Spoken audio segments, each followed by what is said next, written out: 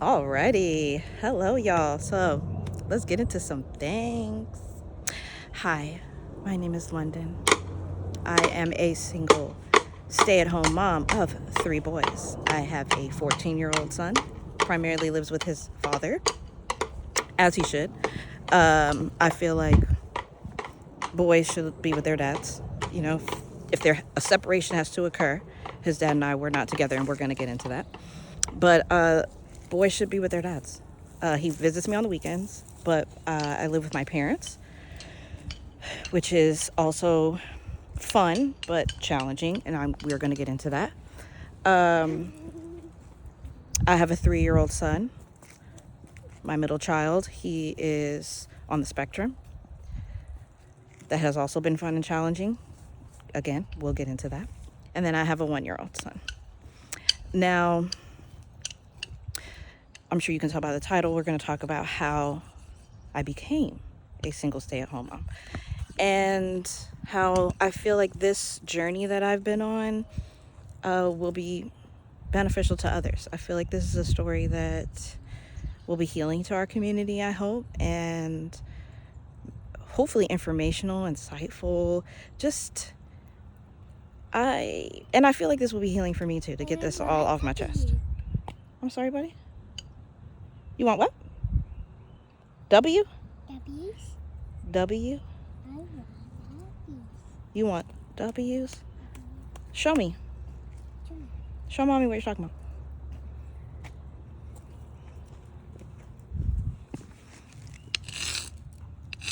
Like W's? But it doesn't write, baby.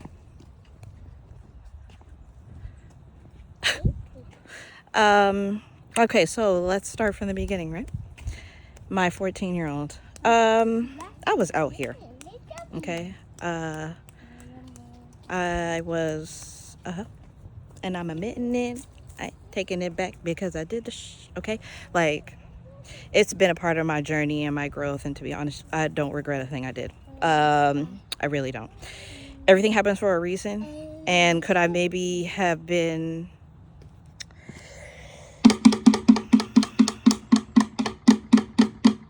you know what? I'm not. No regrets. For real. I wouldn't be where I am today or who I am today if I would have done things differently. Do I feel bad that people got hurt in the process? Yes. But do I regret how things unfolded? No. No. And so that means I have to be comfortable with the choices that I made because I'm happy with where I am. Love it here. So 2007, I graduated from high school and I went to UNCG. While there, I was assaulted by someone that I had known a very long time through church. So, yeah, that's a whole nother story. But I don't even know if I really want to get into that story. I don't think I need to. Just that happened. So I ended up leaving school because I was very depressed. And it was tough. It was a tough situation to get through. So I left school, went home, and then tried again. Okay. Now, when I went back the second time, I got pregnant with Malachi. And I was not. I thought I was sure who I knew that I knew who the father was. Whew. But I know I wasn't 100% sure. And I was honest about that. Now, the man that I wanted to be his father, I clung to that. And I was wrong for that.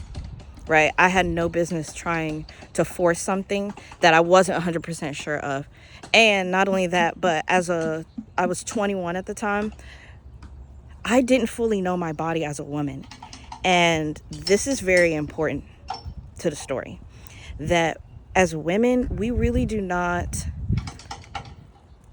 fully understand and understand how our bodies work. We're not paying attention to what phase we're in our cycle. We're not eating according to that. We're not being supported in that. That really, when you're on your period, you should be at home chilling, relaxing, doing nothing. And back in Asian, African times in these tribes, that's what was happening. The society was built around the women to support them because understood that taking care of your women, that will multiply back out to you, because women, we have such a great capacity to take care of everyone and to look out for everyone and to anticipate people's needs, and that is our gift, right? And so being in community was also a major component of that, so that the women all could rest, because you had a group of men and the elderly to pick up that slack for them, where we don't have that now. Okay, in a Western civilization, Western society, they intentionally made us try to have these nuclear families where you're now all isolated. You're all by yourselves and you're stressed out trying to accommodate everybody's needs as the mom, and it's too much because you're supposed to be in a community with a bunch of people. So with that being said, when I had Malachi, I had him when I was living at home. I went back home, my parents took care of me, looked out for me, and I was able to go back to school and get a job to be a CNA. Because I know I'm a healer, and I've always wanted to take care of people, and I knew that healthcare would probably be the best way to do that, right? So I went and I got my CNA, and I was able to get a job working for another person that I knew from church. And the situation ended up not turning out very well. And I had to quit. I was really forced into it because I said that somebody was making me feel uncomfortable, and I was gaslit, and I was made to feel like, well, I brought it on myself and that it wasn't meant in that way. And so my hours were starting to be cut and all that kind of stuff. So it's just a lot of drama. And I realized I didn't want to be in the healthcare field. I don't like the way that it's basically, they are just legal drug dealers, and they really are not helping people to heal. They're just putting band-aids on things. So I left that job, and that was in 2019. And I feel like 2020 is when I really ramped up in terms of my spiritual journey and becoming more aware of who I am and why we're here. And if you didn't know, I feel like we're here to experience being human. We are God. God is living through us. When you say, oh, I'm living vicariously through this person, you need to think about it like that. That's what God is doing. Living vicariously through us and experiencing things, new feelings and emotions through us. And hold on a second. I don't hear the baby. Okay. Whew, he was, when your kids get real quiet, you gotta go find out what's up. So I don't even know where I was just now. And look, y'all, I'm trying to not have to edit videos, so just go with me here. So I quit the job. My awakening really started in 2020. Now, with that being said, I started doing a lot of research on things. And at this point, I was about to reach 33, and I wanted another child. And because I felt like I'm getting older, and for me as a kid, I always wanted to be a mom. I was always very nurturing, always looking out for other kids. And you want what, baby? Cup? I want car. You want car? I don't think we brought any cars with us, babe. We have your cup over here. Y'all, it is so hot out here. I feel like I'm about to die. Oh, you know what? I'm going to take off this sweater. Y'all are just going to have to stand here for a second.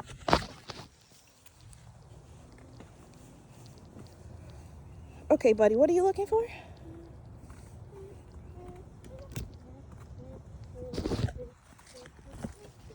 Do you want your cup? Cup?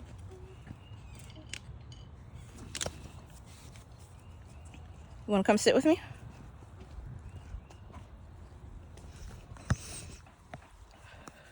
Okay, so 2020. A lot happened to me in 2020. I'm going to be real with you. I was in a poly relationship. I gave a man a bunch of money, and he never really did much with it. Told me he was going to flip it and all this other stuff. I've had so many wild experiences with men. But yeah. And we could talk about that poly thing in a whole nother video. I really would love to talk about that. That's a great discussion.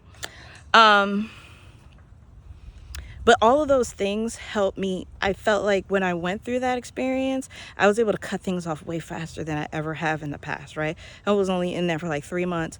Now, he and I still hung around each other for a year, and that was mostly because I knew it was between him and one other guy who I wanted to be the father of my child. And the other guy was someone I'd known since we were kids, since we were 18. Now, both of them are people I've known since I was young. The guy that I was in the poly relationship with, I've known him since I was like 10. And then the other guy I've known since I was 18. Okay, and at this point I'm 32. Okay. I chose the guy that I had known since I was 18 because the guy that I've known since I was 10, he has a lot of family drama.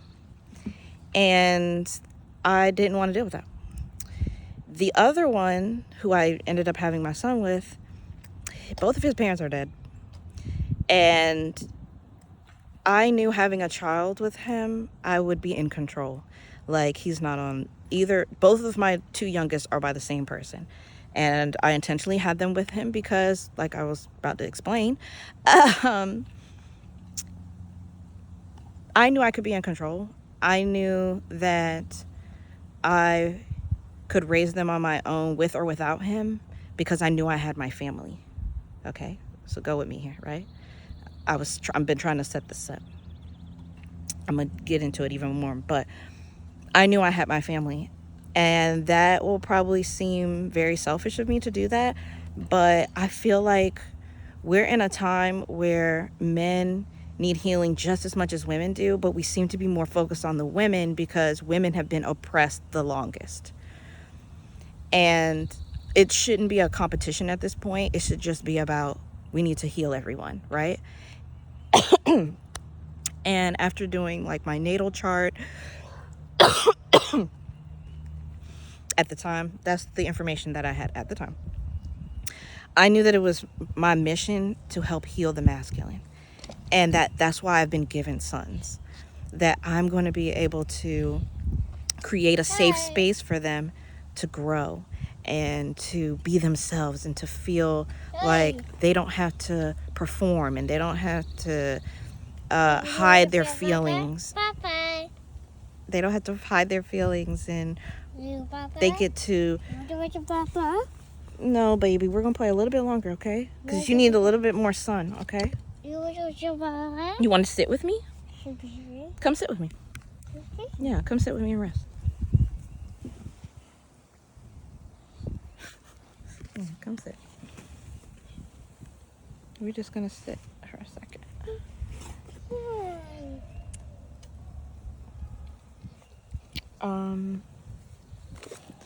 Don't pull on my clothes, okay? I'm coming.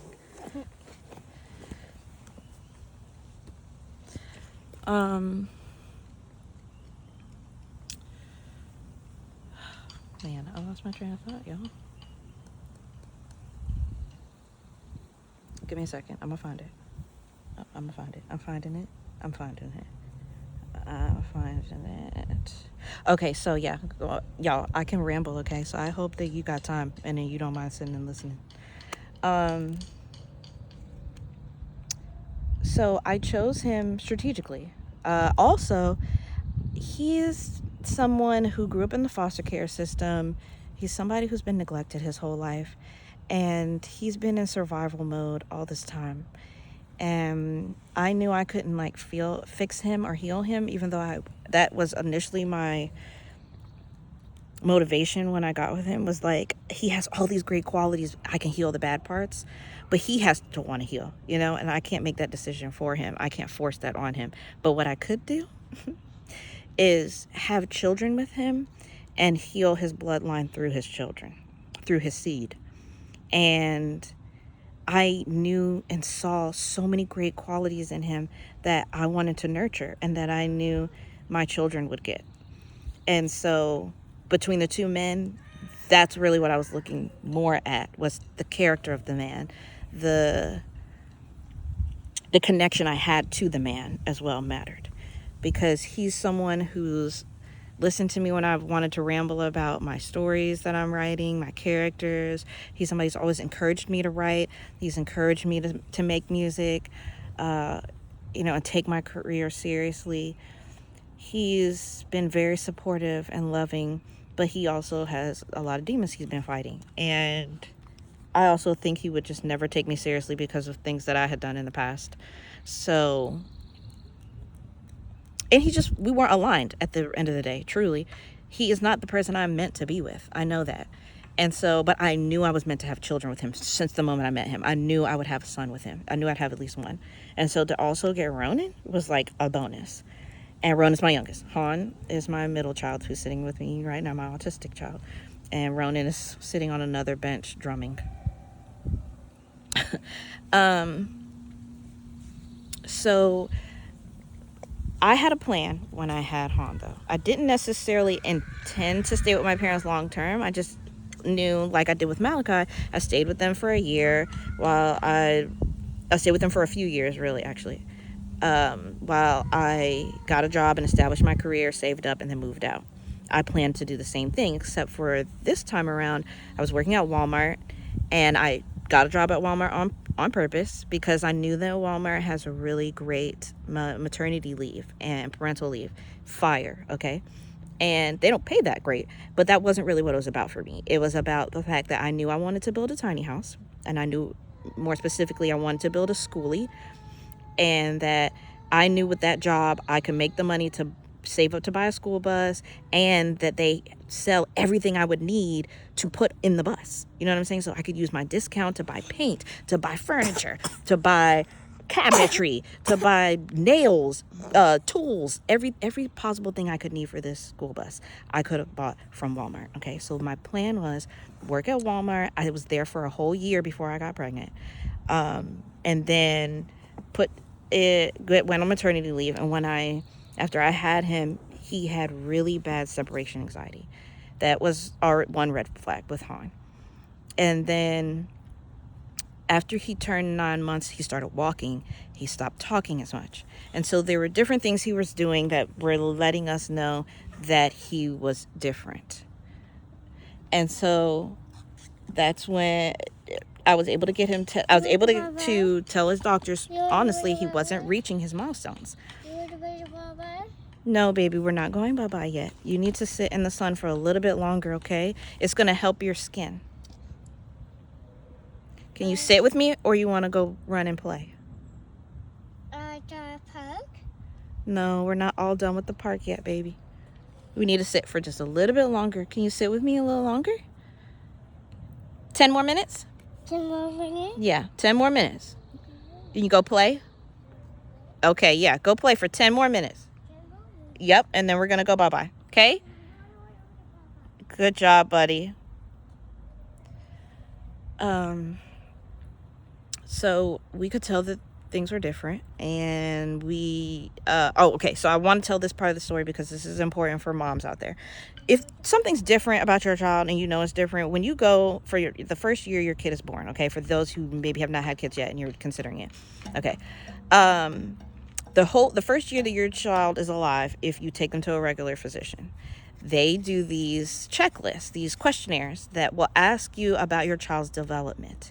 You need to answer that honestly, because I answered honestly and he wasn't meeting a lot of his milestones. So that let us know at the very least he was having a speech delay, that he was developmentally delayed. So I'm on Medicaid, or he's on Medicaid. We were all on Medicaid at the time. So I was able to get him services. So he got developmental services immediately. And this lady, love her down, okay? She was amazing. She was able to get me in touch with so many other people, that he has an amazing speech therapist. Then she was able to tell us that she thought he was probably on the spectrum. So we got him tested right after his second birthday. They were able to confirm that he was a level 3. I was able to then get him an ABA therapy, and I did my research, y'all, about ABA therapy, and I made sure I didn't choose a place that wasn't going to allow home sessions. all his sessions are in the house. And I didn't allow him to go to do any in-clinic sessions until I got to know the girls. I think it was I waited at least 6 months before I allowed him to go in there. And even then, he goes for like 2 hours. And the time he does is, I think like he does 2.5 hours, 2 hours and 45 minutes, almost 3 hours a day. And that's it. And they come to the house. So, are you ready to, oh, you're so hot. Okay, let's go.